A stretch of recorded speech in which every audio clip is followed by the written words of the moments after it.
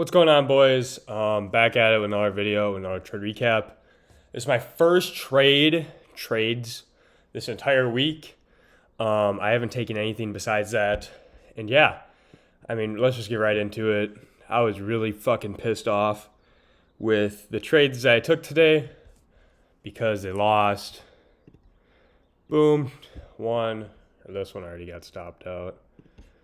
And I was not happy when the second one got stopped out. My first take profit was all the way up here. I'll go into the bias and everything. I know this is like catching a falling knife. And guess what? It stopped me out because of it. I just got back from the gym, so this is just kind of a quick little trade recap because I don't want to make a long fucking one because I'm so pissed off from these trades right now. But anyways, here's what market looked like. We had NVIDIA earnings yesterday, and NVIDIA just touched the market. And this is what happened. We had these highs all the way up here. Obviously you can tell which highs we had. Highs, lows. We had low resistance, lows right here. High resistance right here. High resistance, low resistance. Low resistance again. And low resistance again. And same thing on ES. I'm not really going to talk about ES just because of the fact I didn't trade on ES. So I'm just not going to talk about it. But here was my trade on NQ. You guys already saw it. And yeah, so it took out these lows. We had a retrace, we had everything. And then price wanting to keep shitting down to these London lows right here. But I wasn't willing to take, or Asia lows, sorry.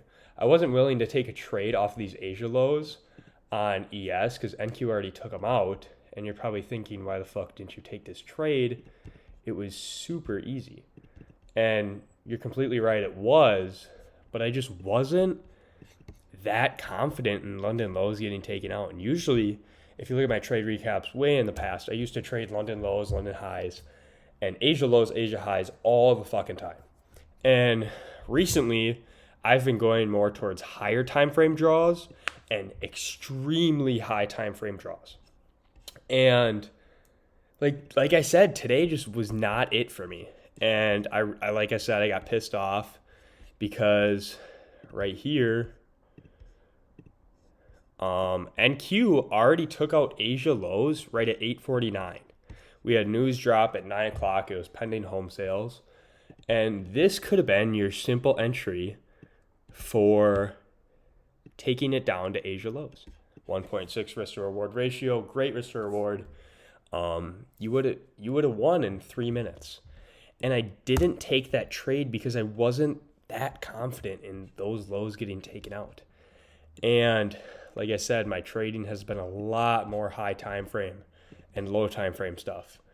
And I think that's just kind of been the trend as of recently with most traders in the space is getting used to that like high time frame, low time frame kind of thing. And for me, that high time frame was easily all the way, I can't fucking speak right now. This high time frame draw was all the way up here. Was I willing? No, I wasn't going to fucking have that as my first take profit. And this other high time frame draw was right here. Now, which one's closer? It's completely obvious. It's this one. But I wasn't willing to target that. And you're probably like, why?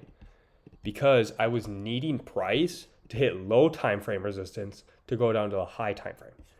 And maybe this makes no sense to you whatsoever. Maybe I'm just speaking straight gibberish. And if I am, I do have a free Discord. And I talk about this all the time. And I also have mentorship calls, 2-on-1 calls. Even though I lost today, you can still buy my course, right? So if you buy it, maybe I won't lose as much money. I only lost like $200 today though. I was so low risk today. Usually I'm risking 500, 1,000, and today I only lost $200. My risk management was on point, but my execution was not it for today. And this was my one trade. We had this trade, just a simple break of structure. And this is what I was going to do. I was going to add a very small size in, and then I was going to size up a little bit when it broke this fair value gap. And it never broke the fair value gap. It literally closed right at the tippy top of it. Wait, actually, maybe I'm just eating my words right now. It broke above it by one tick, and that was kind of my sign to get in. And I was going to target all the way up here. Here was the first trade. I was going to target all the way up right here. 1.95 risk to reward ratio. Cool. It was a great trade. I love the trade. I was super confident in it. And then it just took a shit. But then guess what it did? It swept on the 5-minute time frame. And look at this. It literally swept on the 5-minute time frame not once but twice. Same thing on ES. It barely swept. And I wasn't going to take another trade unless it swept on the 5-minute. That was my one thing I was going to say. I wasn't going to take another trade unless it swept. And it swept, so then I took another trade because that was my sign to get in. I only lost like $80 down here because I was going to put more size in after it like broke this fair value gap, and I was more confident in this setup. But right now, I wasn't confident in the setup, hence why I didn't risk that much. Then we go over to this one. This is my second trade, and what happened? Boom, break a structure. Boom, fair value gap. And guess what? I got in again. And I was even more confident in this setup working. So when I had same take profit, same everything, 2.03 risk to reward ratio. It was a great trade. And I don't regret taking it. And look what happened. Got stopped out. Did I set to break even? No. Why? Because my first take profit didn't even get hit yet. So I wasn't even willing to set to break even because I was like, if I set to break even, I'm going to be more pissed off that I set to break even and then it goes up to hit take profit than if I just let this thing ride and it stops me out. That was my thought process today. And today it ended up stopping me out. This is what I think is the game plan for this upcoming tomorrow, this upcoming week. I guess it's Friday already tomorrow, but for this upcoming week, next month in June, price should easily be able to make it up to these highs. Right here, right here, right here, and especially right here.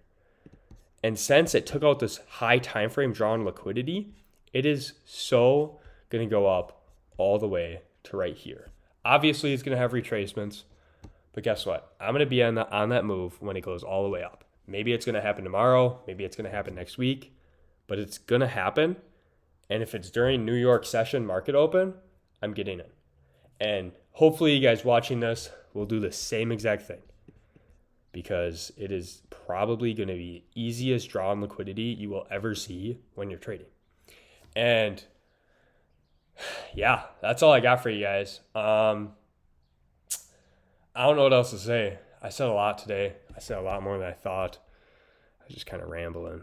But, I mean, the setups are here. Everything's here.